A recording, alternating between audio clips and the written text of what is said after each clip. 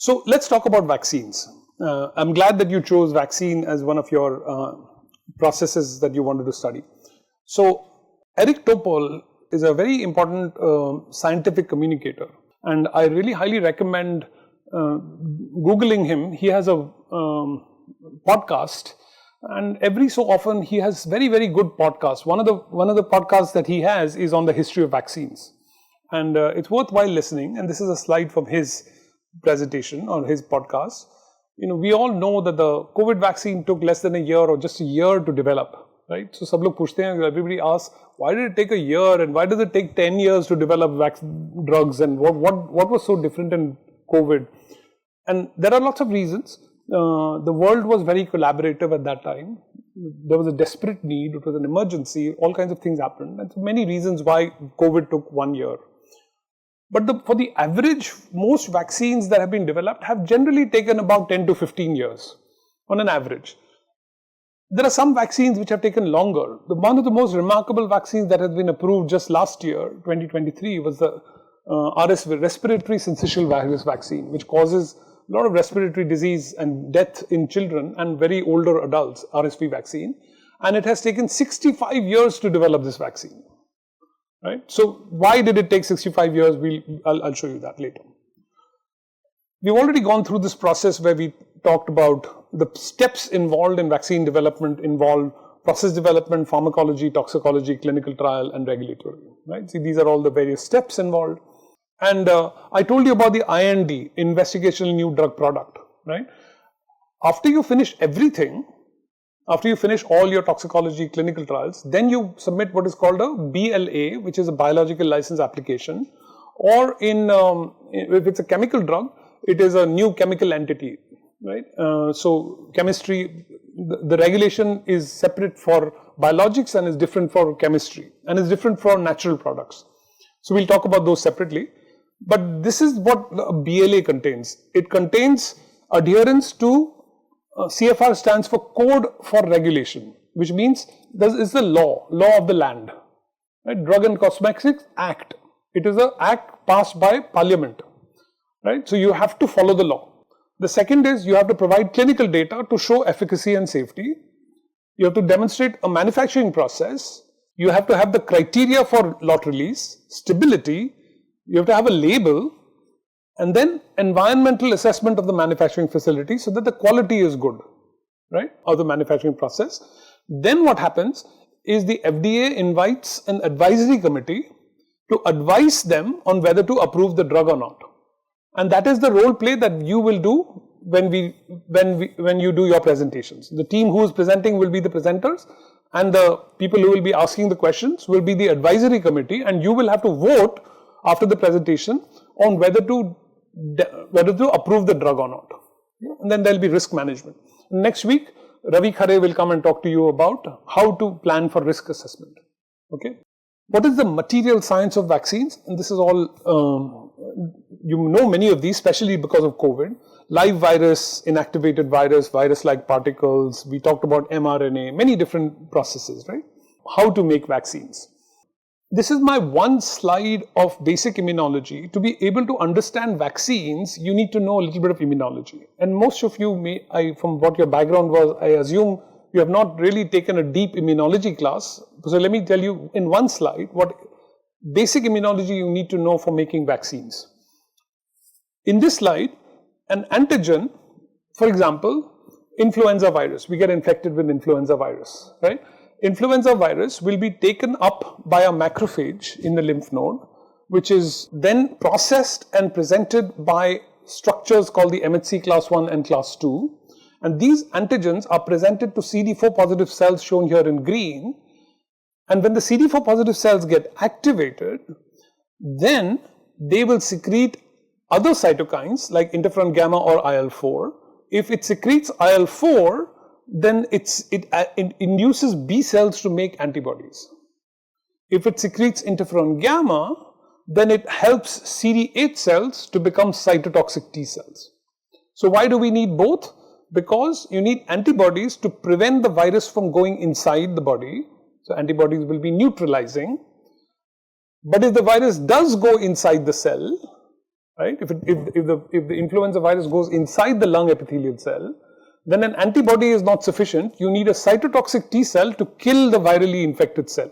So a vaccine should induce both antibodies as well as cytotoxic T cells. That's the basic immunology you need to understand when you design a vaccine. So this is an example of an animal who has been injected with a vaccine, right? So and this is a section of a lymph node. Lymph node is our glands that we see, right? On the left is a resting lymph node where you can see these vacuole-like structures. These are called follicles. And when you vaccinate the monkey or a mouse or even human, if you take the lymph node, you will see what looks like on the right. These follicles are the factories of the immune response. That's where the T cell, B cells, antibodies, all of them interact with each other and they elicit the immune response. So where does the immune response to vaccines occur? It occurs in the lymph node. So when you take a vaccine, sometimes your arm hurts, right? When you get infected with flu, your glands are increasing, right? You get pain in the gland, right? What is that? That is your lymph node. Your immune cells are coming into the lymph node and expanding. They are preparing for war against the bacteria. But what do? We take paracetamol. We take ibuprofen. We take all these drugs. Bimar ho gaya, fever aa gaya, so let's take some Medicin. You should not do that, right? Why? Because it is like the army is getting ready to attack the battle, right? By taking paracetamol, you are telling the army, अब मैं तुम्हारे हाथ पीछे बांध देता हूं, अब जाके लड़ो. That is the figurative thing about taking paracetamol during vaccination. It's a little exaggerated analogy, but it's quite close to that. So that's what happens during an immune response. You want to elicit a strong immune response. This is an example of how it actually happens. So are you all familiar with adenoviral vaccines? Our Covishield was an adenovirus vaccine. Covishield is an adenovirus, chimpanzee adenovirus, which expresses the COVID spike protein, spike gene. That's an adenovirus. So when you inject an adenovirus into an animal and you take a section of the lymph node, you want to see what happens. You see in 2 hours there is no, and in this experiment they are taking beta-galactosidase. Beta-galactosidase is a reporter enzyme that secretes a protein which in the presence of certain reagents will turn blue. Right? So if beta-galactosidase is expressed inside the cell will turn blue. Okay? So you have an adenovirus vaccine which is expressing beta-galactosidase. At 2 hours, you don't see anything. Right? At 4 hours, you can see the beta-galactosidase now. But you see where it is, they're in the circumference of the follicle. They're not just randomly anywhere. It's very, very structured. And then by 24 hours, the blue cells are gone. Why are they gone? Because the macrophages which are around the follicle have digested this beta-galactosidase protein and now they are presenting it to the immune response, and now the T cells are able to recognize this antigen, and that's where the immune response is occurring. This is what vaccination does. So I have to tell you a little bit of this immunology because it's central to understanding how to design a vaccine. So now if you take a vaccine and it's a protein vaccine, the protein vaccine is taken up by this antigen presenting cell and presented on the surface of the MHC molecule, and that, let's go with the endogenous protein first. The beta-galactosidase protein or vaccine that I showed you earlier is taken up by the antigen presenting cell. This beta-galactosidase protein, when it expresses its protein inside the cell, this is the protein, it is cleaved into small peptides. These peptides get loaded onto what is called the MHC molecule that is shown here, and this peptide is presented on the surface of the MHC molecule, and that peptide looks like this.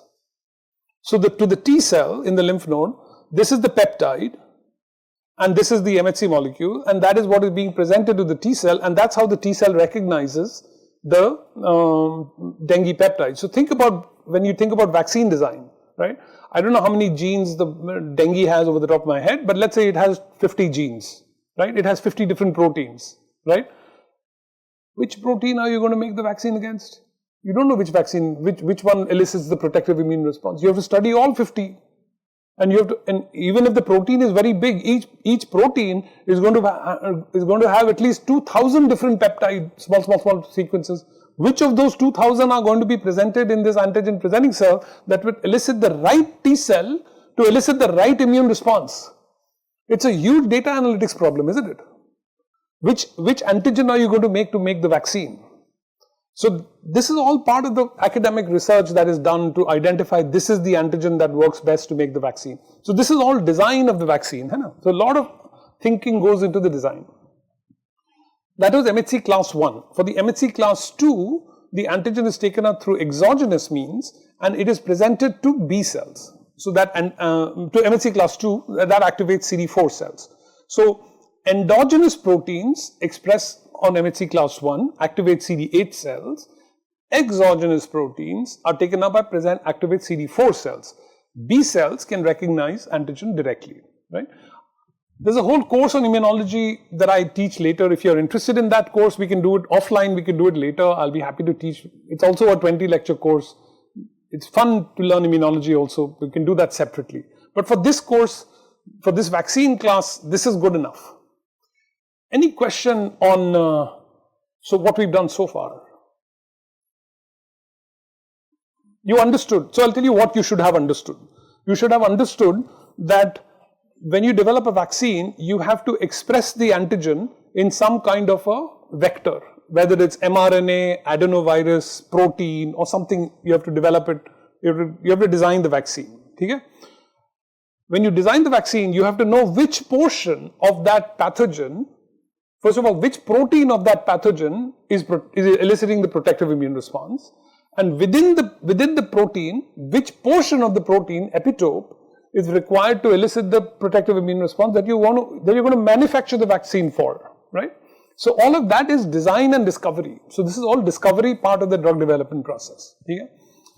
These are some names of vaccines that you're all familiar with. More names of vaccines. So all the vaccines that have been approved, at least in the United States, India may be here, is in this website. You don't have to take copious notes because I'm going to share these slides with you. You will have all these links and all of there. If you want to know about any vaccine in the world that is approved by the FDA, it's in this website. And there's detailed information in the FDA website about these vaccines. You can read all about them, right? So I would suggest in your both teams, if you decide which disease you're going to work on, I would suggest going to the FDA website and finding out if some work has been done on that. You can take from what has been done before also. Okay. More detailed information on the discovery process. So now coming back to the discovery process, I told you earlier that a lot of energy and time has to be spent in defining which antigen that are you going to use to make the vaccine, in which you can do proteomics, genomics, all kinds of things, right? Then you need to know where to express it, whether it's a protein, an adenovirus, what kind of thing it is. Then you have to, sometimes they use conjugates. What are conjugates? Conjugates are sometimes, these antigens are not highly immunogenic. So you want to make them immunogenic, so you attach something to it. When you attach something to it, then it becomes immunogenic. Some of the classical conjugates are called OMPC, which is called outer membrane protein of Neisseria meningitis. So it is a very old reagent which has been created by Merck about 50-60 years ago. It is a small portion of a diphtheria antigen, which when attached to any protein makes that protein very immunogenic. So if I want to make a protein vaccine against let's say malarial protein, I will add I will attach OMPC next to the malaria antigen, and the malaria antigen will become very immunogenic. So it's a booster, right? So that's what an conjugate is. Adjuvant is similar, which is alum. You have to formulate. It's part of the formulation process. You want to make it stable. The vaccine, you don't want to, like you know about the mRNA vaccine, right? You may know that the mRNA vaccine is not stable unless it's kept at -70 degrees centigrade. So when you have to distribute the vaccine, you have to have -70 degrees. गांव में कहाँ -70 मिलेगा, right? But that is the formulation. When you do formulation, you create reagents which will make the proteins or RNA or DNA stable, right? So that's formulation, that's adjuvant. Then you need to find the clinical correlate. What level of antibody do you need to induce? When you vaccinate with dengue, do you need to create 1 microgram, 10 microgram? What is the dose that will elicit a high enough immune response that will protect you from dengue, but not so high that it will induce toxicity? Right? That margin has to be decided. Right? These are different kinds of adjuvants and more details. And the link that I've given you before, once you get the slides, if you're interested in this topic, you can dive deeper into each topic later. Okay? So what is the goal of vaccines? To induce sterilizing immunity, curbing immunity, and long-term immunity. And there are a lot of clinical surrogates. So let me tell you 3 case studies of vaccine, which will give you an overview of what it takes to develop a vaccine. I'll talk to you first about the rotavirus vaccine. I'll talk to you about HPV vaccine. And today, if we have time, then I will tell you RSV. Otherwise, I'll tell you RSV tomorrow. Okay? And then we can do question and answer. So let me tell you about the rotavirus vaccine. Okay. So now we are in chapter 1 of the vaccine. So don't forget, but the first part what I told you was introduction. Now we are switching gears. I'm going to talk about rotavirus. So rotavirus is a virus that causes diarrhea in children. Right? 500,000 children die every year of rotavirus infection. And rotavirus infection is a fecal transmission route. Right? Fecal transmission, oral to fecal transmission, that's how rotavirus is transmitted. In 1998, Wyeth, today which is Pfizer, developed a vaccine and got it approved. It was called RotaShield in 1998. 30,000 subjects were given the vaccine. This was done in the United States and different parts of the world, also Africa. And 30,000 people were given vaccine, 30,000 people were given control, and the vaccine was very successful. It met all the criteria, it was approved. Right? After the vaccine was approved in 1998, 6 children died. When they were given, 6 newborn children died. Just normal newborn children died in the United States. By then, 3 million babies were given the vaccine. Because once the vaccine the clinical trial was 30,000 patients, but once it's approved, it was given to 3 million children. 6 children died. And what did they die of? They died of a disease, not a disease, of a side effect, which is called intussusception. And what is intussusception? Intussusception is the telescoping of the intestine. So intestine folds into itself and blocks the alimentary canal completely. And the child dies of septic shock. And the very acute death, died very quickly. So immediately the vaccine was pulled out of the market because it killed 6 children among 3 million. This was in the United States. This is a very beautiful story and an important story to read about. The vaccine was pulled out of the market because 6 children died. Remember this, right? Of the vaccine. In the United States, at that time in 1998, because of rotavirus infection, 0 children die. 0 children die of rotavirus infection in United States. But in Africa, 500,000 children die every year of rotavirus infection. Why the difference? Same virus. Why don't they die? Why don't they die in United States? And why do they die in Africa? Because the United States has a very good healthcare system. If a child gets diarrhea, right, immediately they are sent to the hospital and they get treated. If you treat a kid with diarrhea, they will get saline and they will get all the treatment, and they might even get some chemical drug where rotavirus is killed, and the child will be very sick, but they'll not die. 0 children dying in United States, and 500,000 children dying every year in Africa. 6 children died due to the vaccine. Would you have? Should the vaccine have been pulled out of the market? Couldn't it have been given to save the 500,000 children in Africa? Should it? Why did they stop? They should. Even if 6 children died, 6 out of 3 million died. Very, very small fraction, right? But 500,000 children have died. 500,000 children would not have died if the vaccine was given to African children. Was it the right thing to do? Socially, do you think? Would you have pulled it out of the market? with this information? Given all the social inequities that we're talking about. Hard decision to make, right? You know what the African, I don't know if I have the slide on it. No, I don't have the slide on it. You know what the African, see, even though 500,000 children are dying in Africa every year due to rotavirus, and there is a vaccine that is 90% efficacious, there's a small side effect in which 0.0006% of the children may die because of the vaccine, right? Meanwhile, 500,000 children are not dying because of your vaccine. Maybe usme se 3 children may die, but 500,000 children are being protected. It makes obvious sense for Africa to at least take the vaccine. Why would Africa not take the vaccine? But very famously, the African Minister of Health, I don't know which country it was, he came to the United Nations when this was being discussed on whether to pull the vaccine or not out of Africa.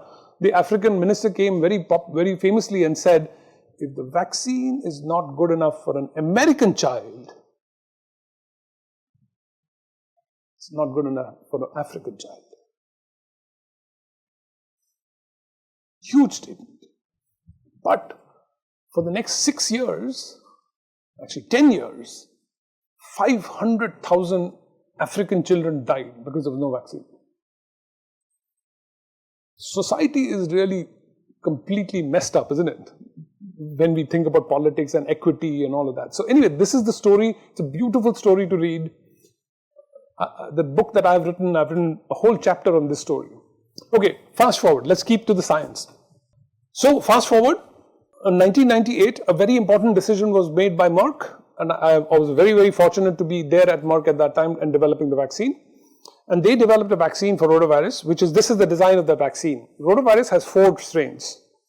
Shown here are 5, and they've got weird names, W179, la la la la la. They're called G1, G2, G3, G4, for argument's sake, right? For discussion, 4 different strains of rotavirus, right? And the way the rotavirus vaccine was made is, you have these human strains shown in blue, pink, green and white, and you have a bovine rotavirus. Bovine meaning this rotavirus doesn't infect humans, it infects only cows, right? They take the bovine rotavirus and engineer the human proteins into the bovine virus. So it's a hybrid virus where the virus is bovine, but the antigens of the virus, immunogenic antigens of the virus are human. So this virus does not replicate in humans, but it's a live virus, right? So you need some level of a live virus. And the goal was to develop a protective immune response against this virus. I'm going to fast forward and let you read this offline. But the goal of this virus was to induce an antibody response in the newborn children, so that when they get rotavirus infection, they will be protected against the infection. Penny Heaton was the head of that program. She's a very dear friend. She was head of Janssen Research. And right now she's the head of Janssen Research, which is Johnson & Johnson company in US. She used to be head, she was the CEO of the Bill and Melinda Gates Foundation after she left Merck. But she was the head of the rotavirus vaccine at that time. Joe Hayes was the statistician. Amazing personality. And we'll talk about the statistics of such vaccines next week when Ravi comes about. And there's a very important statistical paradigm in this vaccine. I'm not going to spend too much time on the statistics, but I'm just going to tell you that this was a very difficult trial to do. Intussusception, which is that telescoping of the intestine, is a very rare side effect. It occurs only in 1 in 10,000 children. So if you have to detect something so rare, your clinical trial size has to be very large, right? So this trial was 70,000 patients, 70,000. These are not just patients, these are 70,000 normal newborn children. Would you give your normal newborn child a rotavirus vaccine in which there is a precedence that 6 children died? You would never do that, right? Merck recruited 70,000 children in that scenario. So clinical trial operations, which is how to do clinical trials, is a field on of itself. How to convince people to participate in a clinical trial is a career in itself. Jobs of people are to recruit patients in the clinic. Wahi job hai pura. अब हम लोग सब PhD कर रहे हैं, ये कर रहे हैं, वो कर रहे हैं, वो job है. How to recruit patients in the clinical trial, right? So there are many job opportunities in the pharmaceutical industry. I'm not going to go through this in detail. When we have time, we'll talk a little bit more about the statistics of this trial. But the good news is after this entire trial was done in 74,000 patients all over the world, the trial was 98% successful and it did not induce intussusception. So vaccine was very successful. It is approved today. It is given to all newborn children. It has reduced rotavirus-induced deaths in Africa by 98%. Children now don't die of rotavirus infection. It's an amazing story. Another nice story is Bharat Biotech also has developed a rotavirus vaccine in the last 4-5 years, and that's the vaccine that is in India that is given to all the children. I believe Serum also has one. So that's the rotavirus story. Okay, so let's do HPV. Okay, so rotavirus is an unusual story, isn't it? Right? I can tell you stories about many different vaccines, right? And in this there was no surprise. Vaccine worked well. You had placebo groups, you had treated groups. You had intussusception. We dealt with the intussusception and everything. It's a happy story. Everything happened really well. Now let's talk about HPV. HPV is the human papilloma virus. It prevents cervical cancer. This was a vaccine that was also, I was fortunate that I've actually worked on both these vaccines. Not only have I worked on these vaccines, I have presented these vaccines in a team to the FDA. So what you're going to do in class, I have done in real life. So we'll talk about that later. So what is HPV? HPV is a virus which causes cervical cancer, and a Nobel Prize has been given for identifying that HPV causes cervical cancer. There's a Nobel Prize on this topic. Okay. So what is HPV? It's a very interesting virus. Unlike many other viruses, it is a virus which does not replicate much. So it causes cervical cancer in women. It also causes cervical cancer like penile cancer, and it causes oral cancer. So it causes cancer in many different, but main disease it causes is cervical cancer in women. Sexually transmitted, right? So, but how does it cause disease? So what happens is, it infects the basal epithelial cell of the cervix, epithelial cell lining, and it doesn't replicate very fast. It's a very slow replicating virus. It has two major kinds of proteins. They're called the early proteins and the late proteins. E for the early proteins and L for the late proteins. So when it first infects the cell, it starts making what are called the early proteins, E1, E2, E3, etc. It makes these early proteins. And what do these early proteins do?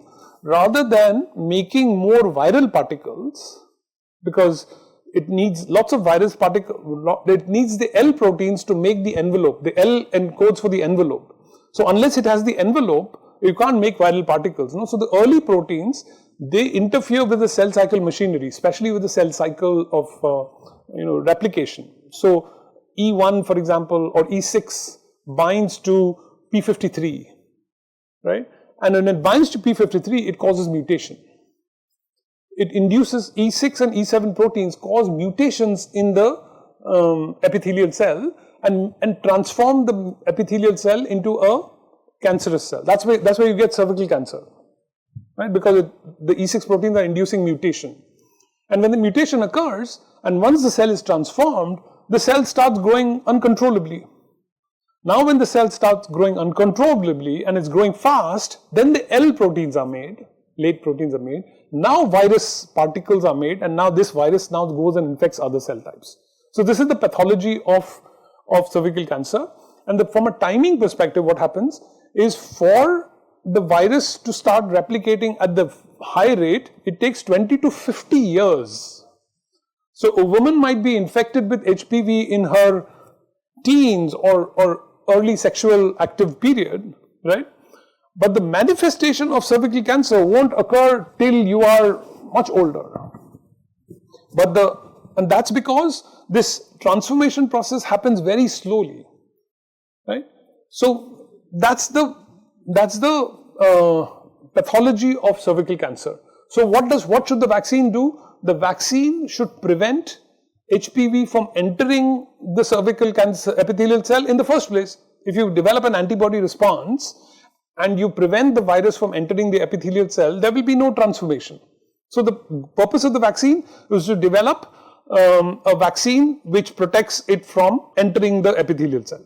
And you should have high enough concentration in the reproductive tract. Antibody should be high enough concentration in the reproductive tract such that the virus doesn't infect the epithelial cell. These are just more slides about, yeah, please.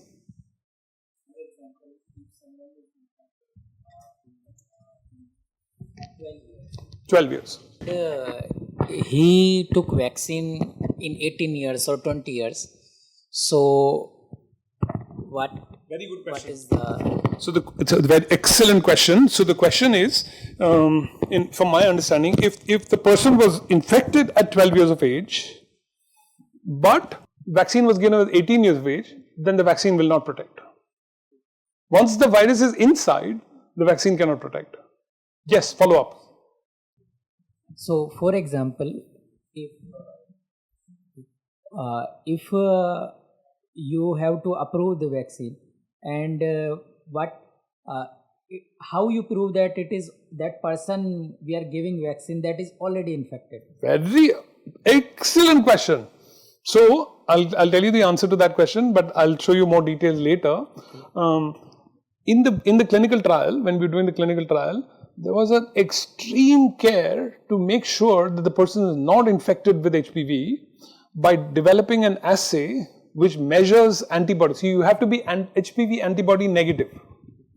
You have to be HPV antibody negative to be eligible to be vaccinated. That was the criteria. Because if you have HPV, your body will make antibodies to HPV, no? And if your antibody is positive, that means you've been exposed. So if you are exposed, you're not eligible for the clinical trial. And the challenge is, in the United States and in many parts of the world, many people have HPV infection already. Very difficult to recruit patients. Okay, so the assay to measure whether the vaccine works or not was a neutralization-based assay. It's not a simple assay to do because it's not a simple assay to develop only because HPV does not replicate in a single kind of cell. It makes E1 proteins in early epithelial cells and it makes L1 proteins in late differentiated cells. You can't have a cell which is both early and late. So HPV replicates during the replication process of a cell. So it's very difficult to replicate that. So we had to develop another assay which is called a pseudo-neutralization assay, which I won't go through the details right now, but we can go through later. But there was a specific kind of assay that was being developed for neutralizing HPV antibodies. So you give the vaccine, you measure antibodies and see whether the person has developed antibodies to HPV. This is what the virus-like, the vaccine itself was a virus-like particle. The L1 protein was taken. It was decided to make a vaccine against L1. The L1 protein was expressed in yeast. The yeast expresses the L1 protein and very beautifully HPV, which is a particle that is shown here on the green, it forms these 72 more beautiful virus-like particle. This is what HPV looks like. It looks really beautiful, right? But it causes cervical cancer. So ultimately the role of the vaccine is to develop neutralizing antibodies against the virus. Preclinical studies, now should we add adjuvant, should we not add adjuvant? One of the challenges during this time is at that time, which was 1990s, 2000, there was a paper that was published in New England Journal of Medicine or Lancet, one of these big journals, saying that adjuvants in vaccines causes autism. Vaccines cause autism. You must have heard this, that vaccines cause autism. Have you heard this? Autism is some neurological disease, right? There's a whole movement on this. And so all companies who were developing vaccines were very careful on whether you absolutely require an adjuvant or not. Because if you have an adjuvant and if the adjuvant induces autism, then it would not be good. But from a biology perspective, do you need a vaccine? Do you need the adjuvant or not? Clearly, from an immune response perspective, you don't have to look at the detailed slide. The dotted lines are without the adjuvant and the solid lines are the equivalent with the adjuvant. So clearly, the adjuvant augments the immune response, so you need an adjuvant. So we'll talk about adjuvants and autism and all that later, but the experiment was done to ensure to make a decision of whether to include adjuvant or not. Adjuvant was included. Just like we did in our game, it took a long time to develop the clinical trial. They did phase 1, phase 2, phase 3 clinical trials. I'll just show you the level of the immune response that the vaccine induces. So if you look, there are 4 serotypes of HPV against which the vaccine is being developed: HPV 6, 11, 16 and 18. The bar that you see here, dotted line that you see, the yellow bar, is the level of antibody that you make if you are infected with HPV. Very, very small, 10 units you can make, right? But when you vaccinate, see the level of antibody that you make, huge amount of antibodies. Because remember, the virus in its natural pathology is not a replicating virus. The reason we make so much antibodies against COVID, against HIV, against influenza, all of these viruses are highly replicating viruses. So if they make a lot of virus, you're going to make a lot of antibody. But HPV doesn't make a lot of virus. So you make tiny amounts of antibody, right? But when you vaccinate, you induce a very strong immune response. And because there are 4 different strains, you have to do a design of experiment to see what dose of which strain do you elicit to get the best response to each strain. So you can see it's not equal. One is on the top left, HPV 6 was 20 microgram, 11 was 40, 40, 20. So all various permutation combinations were taken. Because you can't use one concentration, you have to decide which. So this is all pharmacology studies. How do you determine which dose is the best for immune response, right? That's pharmacology. And finally, when the clinical trial was done, 15,000 women were given the vaccine, 13,000 were given the placebo, and when 112 women were found to be infected, 98% of them were in the placebo group, so the vaccine is incredibly successful. It prevents cervical cancer. This vaccine is available in India. Serum Institute, I was just there a couple of days ago, is in the verge of getting an Indian HPV vaccine approved. And so HPV, cervical cancer, will be a preventable disease. Beautiful stories, 2 beautiful vaccine stories. Okay? That's it for today. We will do RSV and we will do HIV tomorrow.